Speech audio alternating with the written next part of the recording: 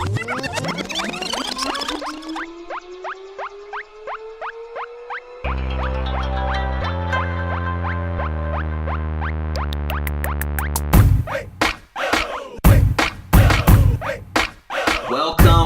welcome, welcome to the Veterans Growing America podcast. I am here with my illustrious host, Donnell Johns. I am Coach R.L. Simmons, and we have an amazing guest. We have a legend in the building, Colonel retired U.S. Air Force, Michael Black. Welcome to the show, sir. How you doing? Oh, I'm doing great. You sound like an opening for a rap song, "Legend in the Building." I like that. I'm gonna write that one I down. love it. Hey, so I know this is a military podcast, and I know people want to hear about your military experience and background. Please share that with us, sir.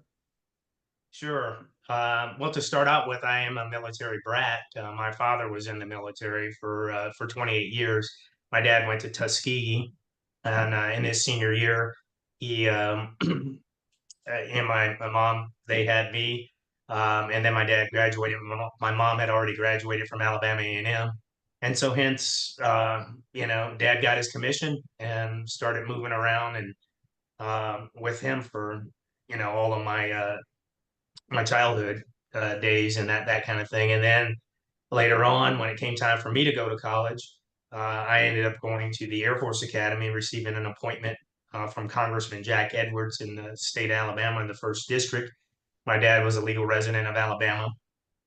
And hence, I went into the academy in the summer of 81 and graduated May 29th, 1985, as a commissioned as a second lieutenant. From there, I had probably 13 assignments, many TDYs, some deployments, both overseas and in the continental United States. And I culminated my career at the White House as the commander of the White House Communications Agency. Wow. Basically providing no-fail communication to the President of the United States, the Vice President, named successors, the First Lady, and much of the staff, to include the Secret Service.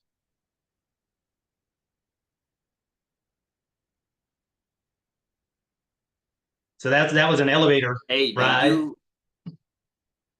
Yeah, and definitely sounds like you picked up a lot of things along the way.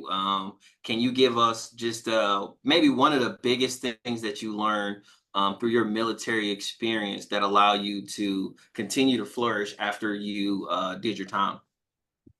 Yeah, sure. I um I like to tell folks that I was in a leadership laboratory for for 30 years, if you count the 4 years at the Air Force Academy. So active duty for 26 and a half years, and 4 years at the Air Force Academy.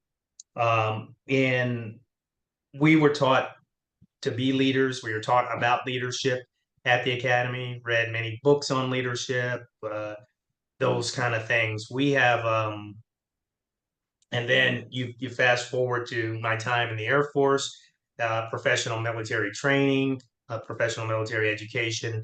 It's all about leadership and developing leaders. And as you grow in rank, you get more responsibility, and you learn more about leadership. And so the fact that I was in a leadership laboratory for 30 years allowed me to cultivate my leadership skills, learn from my coaches, mentors, and sponsors, and basically develop myself and rise in responsibility and rank over the course of the years. And then, like I said, culminating at the White House, providing no-fail communications for the President of the United States, who makes history every single day. So all that I gathered, particularly on my time in active duty, leading up to that, prepared me. But even if I peel that onion back and look at what I experienced as a dependent, whether it was attending St. Paul United Methodist Church in Oxon Hill, Maryland, when I was in high school, actually middle school, and then through high school, with the mentors and coaches that were at that church. I mean, to include probably 6 or 7 African American O6s, colonels, one deputy secretary of the Army, and then went on to be the acting secretary of the Army. One of the founders of the Army Rocks organization, a mentorship organization, who is actually still living today. Colonel Clarence Miller lived right down the street from us. These are the people that were, in my life, crossed my path. I crossed their path, and I was able to learn and be a sponge for that leadership and that knowledge. And I won't say I couldn't help but learn that, but being exposed to that on a regular basis, you tend to pick up things and learn things, and then you develop those relationships and you stay in touch with those folks over a period of time. I mean, today I could pick up this phone that's in my pocket right now and call Colonel Miller, who's 90 plus years old. He will answer the phone and he will say, "Hey, Huggy." He calls me Huggy Bear. He gave me a T-shirt with Huggy Bear on it, when we moved into the neighborhood, and so that was one of my call signs or my nickname. But just an amazing opportunity to build that foundation. Later, my brand, if you will, but to learn those things from all of those experiences. So we met initially. I believe you were a guest speaker or an instructor at the Veterans Institute for Procurement. And through your journey, what inspired you to, support entrepreneurship in the capacities that you have, especially with veterans? Yeah. So, well, being around veterans is one thing. I mean, so that I've been exposed to veterans. In fact, real quick side story, and my dad and why he joined the military is a gentleman came back from World War II that was in his starched khakis and shine boots and had a perfect gig line, down his the middle of his uniform. My dad saw him one day and said that he wanted to be just like him. And so my dad joined the military. So veterans, I've been around them my entire life. Veterans have been uh, the cause of a lot of my success and our success. And to this day, I still stay in touch with many retired military or active duty military that I served with, over the years. And then you fast forward to when people transition from the military, and sometimes veterans get into that entrepreneurship activity. And I actually went to work for 3 veteran-owned companies. My first 10 years after retiring, the first company that I worked for, his name is Premier Management Corporation. We went to that course that you're talking about, the Veterans Institute for Procurement. I learned so much from there. I wanted to continue to give back. I wanted to share that with all the people that I knew, and so there are quite a few folks that I call that are in my chain, if you will, or in my group, if you will, that have gone to Veterans Institute for Procurement because either I told them about it or somebody I told about it told them, and so they're in my tree, if you will. And then I've gone back to teach their moderate panels, just wanting to give back because I learned so much. That course and courses, um, while I can't say it's absolutely directly responsible for the growth that I experienced, that we experienced at Premier Management Corporation over the 4 years I was there, it certainly was a huge part of it. And we went from, when I joined the company, from 40 people, and in 4 years we went to 225 people, um, about 5 million in revenue to start out with, and then on up into the 30 plus million revenue annually. And I attribute a lot of that growth to what I learned in the Veterans Institute for Procurement. And I'm pretty much a graduate of most of their courses. I think they have 6 courses now, and I probably have been to 4 of those as a student and a graduate. And I've sent uh, other companies that I worked for. So I went on to work for JMA Solutions. I got them a slot in there, and somebody else went that was on the C-suite staff, if you will. So you had me and another person that were graduates of that. And then the same thing when I went to work for Concise Network Solutions later on, veteran-owned company, and sent them there. And then there are many others. A very long answer to your question, Donnell, but I stay in touch with Barbara Ash pretty regularly, and that's another way to give back to an organization that gave so much to me and others. And I want to kind of stick to the same subject, not the same, yeah, same subject.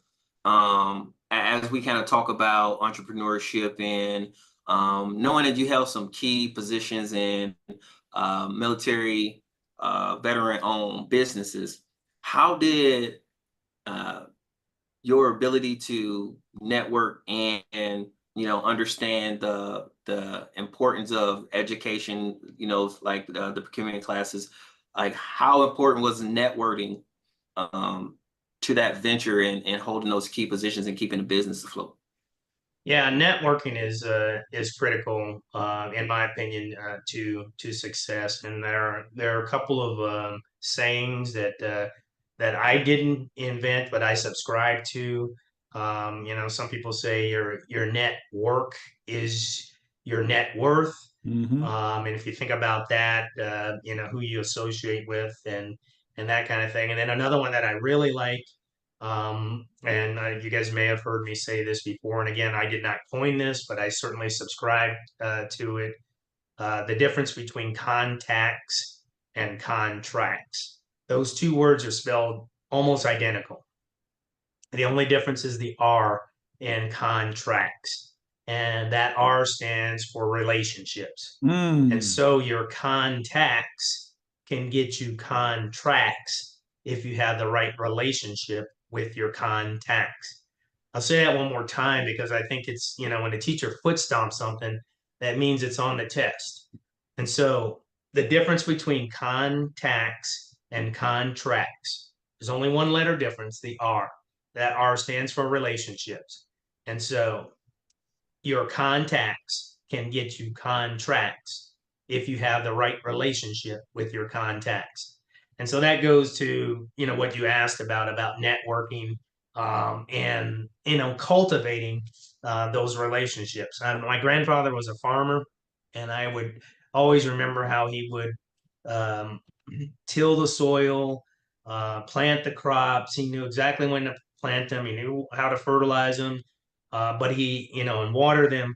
But he didn't just throw the seed out there and let it grow by itself. He nurtured and planned that, and that's why we had crops, over the course of the year. And you could, back in the day, put those uh, uh, in a jar and seal them up and put them back in the house in the back, and have those in the wintertime when you're not growing anything. But the point is that he cultivated those crops the same way that you would cultivate a relationship, and so that you would nurture that relationship. You don't want to be walking up to somebody and introducing yourself and say, "Hey, I'm Mike Black. Good to meet you, Donnell. Have you got $1 million that you can give me?" That's not going to work in the initial conversation where I'm introducing myself to somebody. But if we built a relationship over the years and cultivated that and helped each other out, and it comes time to go do something together in a business where we've been working and talking, over the years, and there's trust, and maybe we've done some smaller ventures together and been successful, then it's an easier ask down the road because we both have skin in the game. There's trust, and you've cultivated in that relationship over a period of time. And so I think that's important to do that. And how I do that is, I'm outgoing. I, put things out, on the network, platforms out there, communicate, and then, people, it kind of works. I won't say it works by itself, but if you do it good, people will put your message out and say things about you, and you won't even have to be there because you've nurtured that relationship. And then, good people want to be around other good people. And I want to know the people that Donnell knows and that he works with, because I know the kind of person that he is, and who he's going to associate with, and those are the same kind of people that I want to associate with. And so he's already done the background check, if you will, on the folks, and that's less time that I have to do. And the same thing with me. If I'm going to introduce Donnell to somebody, I believe that there's trust based upon our relationship, and we've cultivated that. And you talked about when we first met, but there's been a number of years that have passed since that time. And I try to get down to Woodbridge, regularly, to Veterans Growing America, to support um, Donnell, and to also increase my network, which will increase my net worth, by associating with these folks. That's huge. I'm about to use the words of my son. That was bars. That was bars. Yes, sir. So here's a question for you, right? People leave the military, and I have yet to find someone that has that great transition where it went perfect. So what are some of the challenges that you faced in your transition, from the military into the civilian world, and where you are right now? That's a great question, Donnell. I give one example of, in the military, I learned a lot about leadership and running an organization, and I didn't really have to worry about um, profit. We got our money, budgeted money, and as long as there wasn't, some type of continuing resolution or some kind of holdup, we were gonna, get the money that we needed to do our job. But in the private sector, especially for profit, and not only for profit but nonprofit too, you have to be cognizant, be aware of that bottom line, and ensure that the things that you do, the decisions that you're making, continue to make sure that there's positive there, and that that you are making money. And so for me, the very first company that I worked for, I remember I was making some decisions very much like I would make in the military, kind of do that military decision making process, and course of action one, two, and three, throw away a course of action, and then, pick one of these courses of action. And I remember I made a decision, and my CEO, and I can't say what he said to me on this forum, but just imagine that there was some bleeps, if you will, in there. But he asked me about the profit and the bottom line, on a decision that I made, and I had not thought about it in that context, even though 30 years in the military, and now joining this business, and so I learned about making decisions that included what is the financial impact, of that decision. Is this going to affect the bottom line? Is this going to affect profit?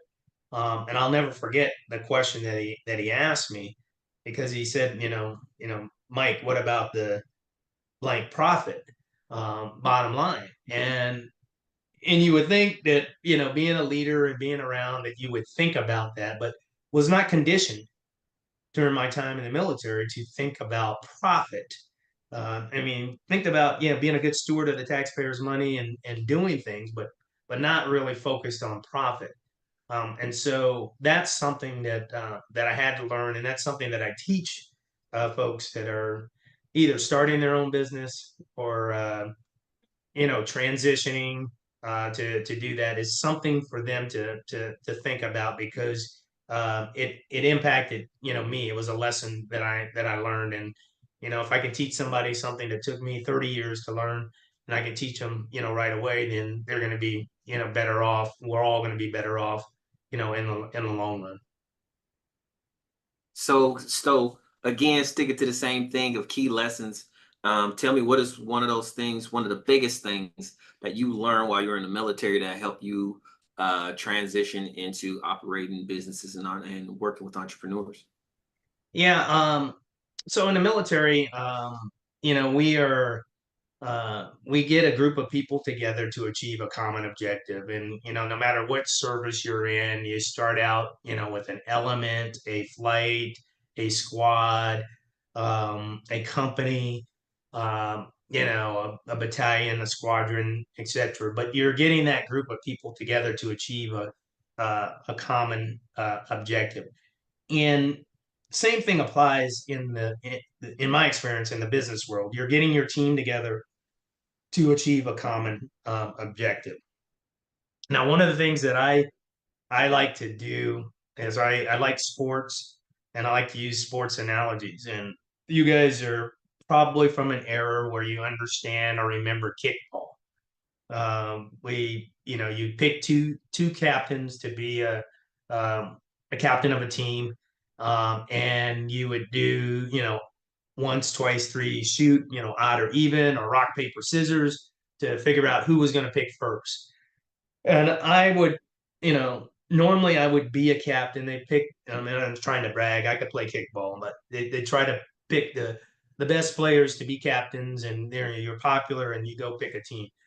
And there's a message here. So as I reflect back on what I did in kickball, my first pick would always be who I wanted to build my team around.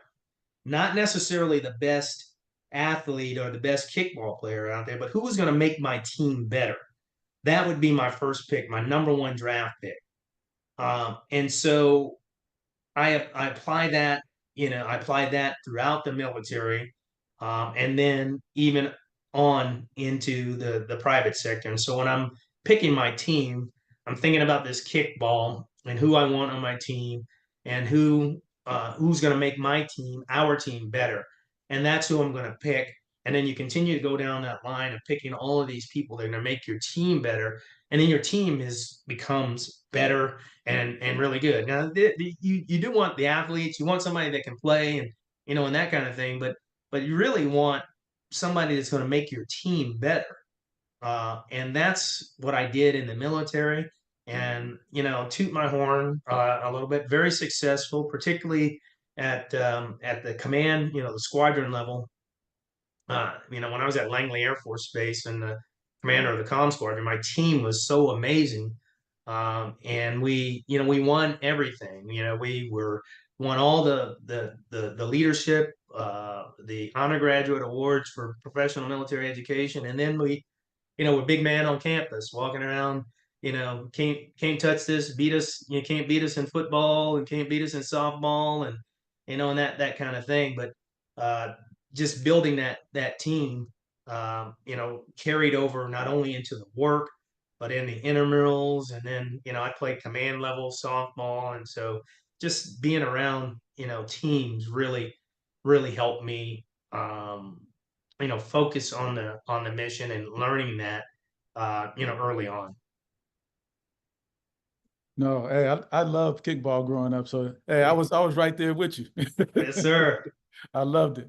So I do want to focus a little bit on VGA, right? Veterans Growing America. You have been down there several times. You supported in a lot of the stuff that we've done. Can you tell America a little bit about Veterans Growing America and your experience? Well, yeah, no, absolutely. I mean, VGA is the fastest growing veterans movement in the U.S. I think that tagline is on your website, that kind of thing. But your passion for the veterans and the veteran entrepreneurship and the team that you bring together, and it's about veterans, connecting, with business and employment resources, and the community. And I like what you do with that, and that's why I come down there and support. whether it's the podcasts or the forums that you allow veterans to to use that space to do things. I think it's just so amazing, and it allows me to continue to give to veterans. I say sometimes, sometimes you just have to show up. You just have to be there. You don't necessarily always have to do something. And I'm not saying, that to toot anybody's horn or anything like that, but a presence matters. Mhm. And when people that follow you see your presence and see that that's important to you, it's going to become important to them. And people are going to say, "Well, why is Donnell there?" I mean, because I follow Donnell and he's passionate about this, and so I want to be there. And why is Robert there? And why does Robert do the things that he does? Your network, the people, your team will want to be around. And then, you just, I can't tell you how many times I've gotten a question that says, Mike, do you know anybody that does XYZ? And I'm telling you, if I don't, I know somebody that knows. I know I've gone to Donnell and asked Donnell, do you know anybody that does this kind of thing? And so I think that's where it's so important, with me. Um, and it's just it's just fun to be around. And like I said, being a veteran, my dad was a veteran. Being around veterans, I mean, it's in my blood to help veterans and shorten the learning curve, and understand what a veteran brings to the table. I mean, there's so much that a veteran brings to the table, in any organization, but that trust, that integrity, that goes a long way, particularly in business and that kind of thing. So I try to get down there, a couple of times a month when I'm not traveling, to just show up. Doesn't have to necessarily be anything that's going on, but then sometimes when there are things going on, I try to get down there too and make that part of my schedule. But I love your passion, Donnell, and the fact that your family is involved in it, is another thing. That's part of my command philosophy, if you will, the 5 F's: family, fitness, flying, fairness, fun. Family is the first thing. You're with your family for the rest of your life, and your family's passion, it shows, in that, and that's what you guys like to do. And you're happy. You always have a smile on your face, and you're making other veterans better. Appreciate that. Appreciate it. Yeah, Mike, really truly appreciate you coming on the show today. If somebody was seeking mentorship from you, how can I get a hold of you? Well, so in any number of ways. I mean, I am on LinkedIn. I'm Michael Black, and I always tell folks that I don't have the most connections out there, but the way the algorithm works, if you type Michael Black, I'm probably going to be one of the top two that come up there, because I'm a person that uses that platform, to get my message out. So LinkedIn, um, Instagram, and Twitter, or now known as X. My handle is Check the Mic, and that is spelled like the British spell check, like money, CHEQUE, THE, and then Mike, MIKE. You can see over my head here, there's a microphone, for the president. And we always had to make sure that that microphone was on when it was supposed to be on and off when it was supposed to be off for the president. And so one of my mentors always told me to check the mic, before I took command. And he was, talking about checking that microphone back up there. And I was like, yes, sir. Retired 3-star General Albert Edmonds, communicator, United States Air Force. And took me out to lunch before I took command, and he always told me about check the mic, and I remember that. And so I just tried to, make it personal to me. Uh, Mike, MIKE, and Mike, MIC, are, similar sounding. And they, you use them in a sentence. I use this big word here, double entendre. And so, you can check the mic. And when I put check the mic out there, like on my vision board, I spell it the way that I said, M-I-K-E, but the I in mic is like a microphone. So it looks like a microphone. So it reminds me of General Edmonds talking to me about check the mic. And he put an expletive in front of that when he got to the very end. He's like, no, I need you to check the, what, mic. I love it. That's an amazing story as well. Hey, Donnell, can you tell the listeners how they can support Veterans Growing America? Absolutely, absolutely. So if you're within the sound of my voice, this is what I need you to do. Number one, go to my website and find out the different ways that you can support. You can become a member of our organization. You could also come to our store. We're about to open up our second location in Maryland. That is coming up August 29th. So follow us there. Follow us on all social media at Veterans Growing America, no matter what the platform is. And everything that we do, we support entrepreneurship. We have our pop-up shops every weekend. We're open 7 days a week. We do a networking event, Veterans Connect, it's called Veterans Connect, where we connect with business, education, and employment resources. We have a comedy show. Y'all know comedy is a business, right? We do line dancing. Guess what? Dancing is a business. We do open mic night. There's another mic. Singing and poetry is a business. So we try to support businesses in realms that usually they don't get the most support, but veterans are the most talented people that I know. We do everything and we cross every genre. If you think about all of the biggest organizations out there, they were started by veterans. If you think about Nike, Chick-fil-A, GoDaddy, all of these great organizations were started by our community. We're going to highlight that and show America the positiveness that's in our community. And then when you come by our store, this is what they need to do. What they need to do, man. Shop, baby. Shop, baby. All you got to do is shop, baby, shop. I really wanted to say that, man. All you got to do is shop, baby, shop. I can't do it quite as good as Donnell, but I wanted to say that. I wanted to make sure I got to say that tonight. All you got to do is shop, baby. Got to get your shop on, baby. I love it. I love it. Again, Mike, thanks for joining us. Thank you for blessing us with your presence and definitely drilling in a lot of knowledge. We truly appreciate that. Thank you.